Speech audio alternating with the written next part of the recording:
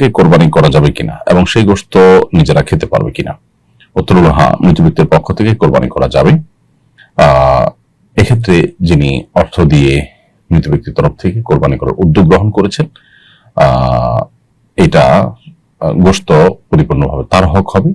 তিনি নিজের গোশতের মধ্যে যেরকম 3 ভাগ করতেন মুস্তাহাব হিসাবে, সেটি করতে পারেন, তার কম বেশি করতে পারেন, এটি একান্ত তার হক। আর যিনি কোরবানি করেছেন, কোরবানিটা তার পক্ষ থেকেই হবে। মৃত ব্যক্তির তরফ থেকে করার কারণে মৃত ব্যক্তিকে আল্লাহ তাআলা কোরবানির সওয়াব দান করবেন। আর এই বিষয়টি আলী রাদিয়াল্লাহু তাআলা আনহু থেকে বিভিন্ন সাহাবীদের থেকে প্রমাণিত রয়েছে, বর্ণিত রয়েছে। অনেক উলামা ইকরাম, বিশেষ করে সৌদি আরবের উলামা ইকরাম, তারা অবশ্যই ক্ষেত্রে ভিন্ন কথা বলেন। তারা বলেন যে মৃত ব্যক্তির তরফ থেকে কোরবানি বিশুদ্ধ হবে, তবে তার জন্য জীবিতদের পক্ষ থেকে যে কোরবানি হবে তার সাথে মৃত ব্যক্তিদেরকে ইনক্লুড করে কোরবানি করা যেতে পারে।